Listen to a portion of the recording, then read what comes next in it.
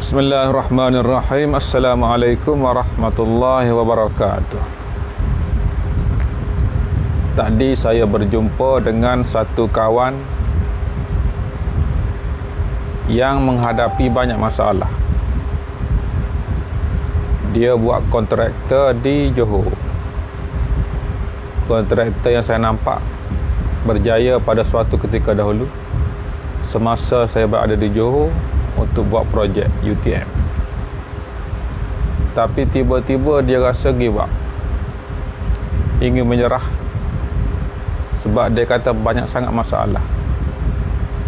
Dari segi hutang, orang cari, menyebabkan dia rasa nak balik kampung, ingin menyerah, kalah, tak mahu berjuang lagi.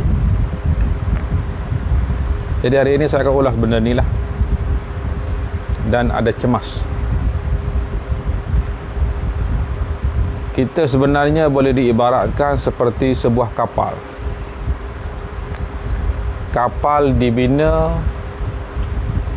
untuk berlayar, tapi kapal dia akan rileks apabila berada di pelabuhan. Dia tenang, rileks di pelabuhan. Tapi kapal dicipta bukan untuk berada di pelabuhan. Kapal dicipta untuk berada di samudera yang ganas. Melalui samudera yang ganas, kena berada di tengah laut, terumbang-ambing di tengah laut, kena berjuang. Itulah sebabnya kapal dicipta. Begitu juga kita sebagai manusia, kita dicipta untuk berjuang. Setiap hari kita kena berjuang untuk mencapai kemenangan. Kita jangan ada perkataan menyerah dalam kamus hidup kita. Kita kena buang perkataan itu. Kita kena terus berjuang. Jangan sampai kita hilang harapan.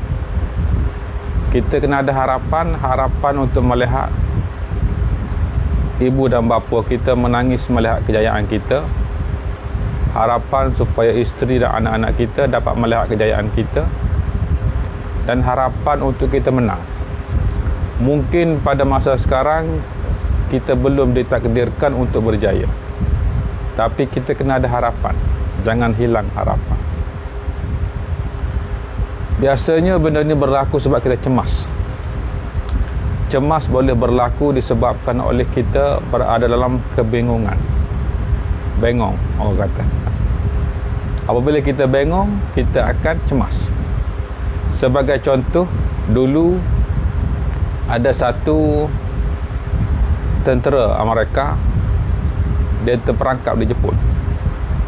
Pada masa itu Jepun dah takluki Asia, dan apabila Jepun dapat tahu lelaki ini yang berada di Jepun, mungkin dia akan diseksa. Besoknya dia mungkin akan diseksa. Jadi pada malam tu dia cemas. Sebab dah bengong, dia cemas. Apabila cemas, kita kena cari fakta. Cari fakta, analisa fakta dan apa yang boleh dilakukan. Kemudian dia mencari fakta dan dia analisa. Apa yang dia fikir, ada 3 benda yang dia boleh buat. Yang pertama ialah dia lari daripada Jepun, daripada negeri Jepun. Sebab sekarang dia berada di negara Jepun. Dia lari daripada negara Jepun, kabur. Itu pilihan yang pertama. Pilihan yang kedua, dia mengaku pada askar Jepun. Dan pilihan yang ketiga ialah dia buat bodoh, buat tak tahu saja. Jadi apabila begitu, setelah dikaji-kaji, dia mengambil pilihan yang ketiga. Sebab pilihan yang pertama, kalau dia kabur, dia nak lari daripada Jepun, susah, mungkin kena tangkap. Yang kedua, kalau dia mengaku dia askar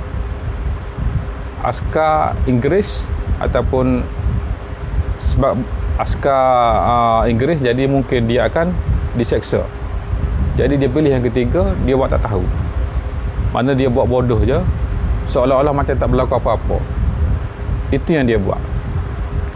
Apabila dia buat begitu, dia selamat. selamat sampai ke akhir hayat dia. Jadi kita kalau ada problem buat tak tahu, itulah yang menyelamatkan kita. Yang kedua ialah kita akan cemas apabila kita asyik memikirkan masa lalu, kesal dengan masa lalu, dan kita juga takut, khawatir akan masa depan. Itulah yang menyebabkan kita cemas. Sedangkan dalam tubuh kita, setiap sel dalam tubuh kita sentiasa berubah.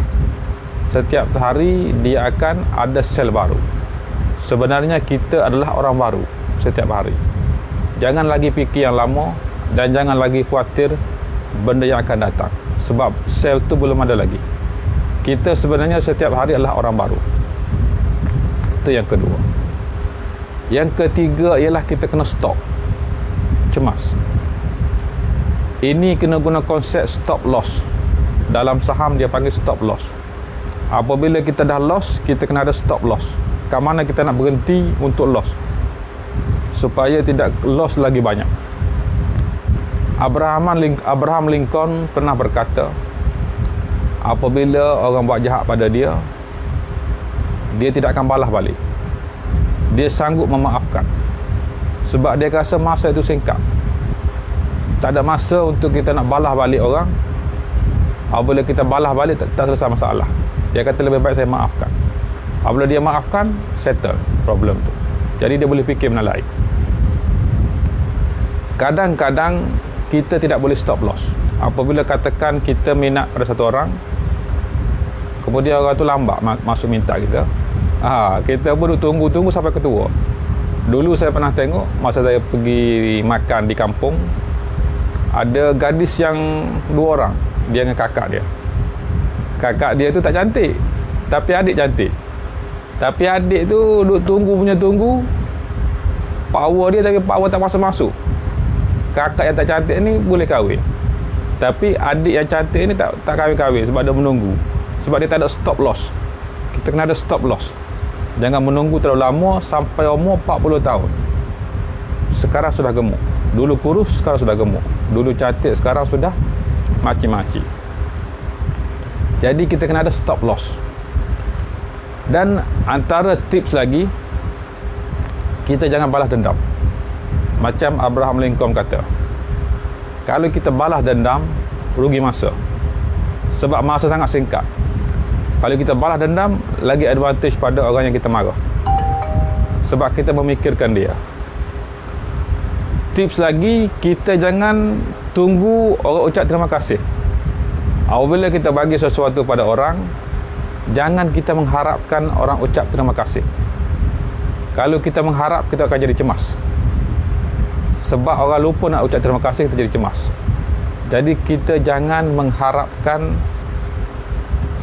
imbalan ataupun ucapan terima kasih kepada apa sahaja pemberian kita. Dan tips yang terakhir sekali ialah kita jangan hitung masalah. Jangan kira berapa banyak masalah yang kita ada. Jangan kira.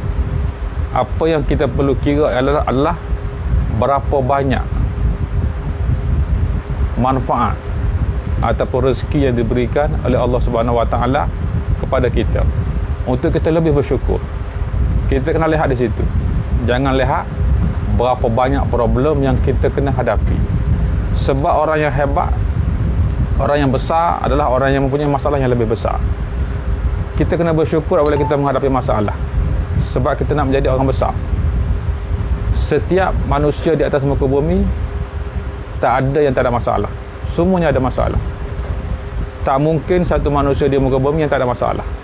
Semuanya bermasalah dan mereka mempunyai peranan masing-masing. Jadi kita jangan takut pada masalah, sebab masalah lagi besar, lagi bagus. Sebab orang-orang besar adalah mempunyai masalah yang lebih besar.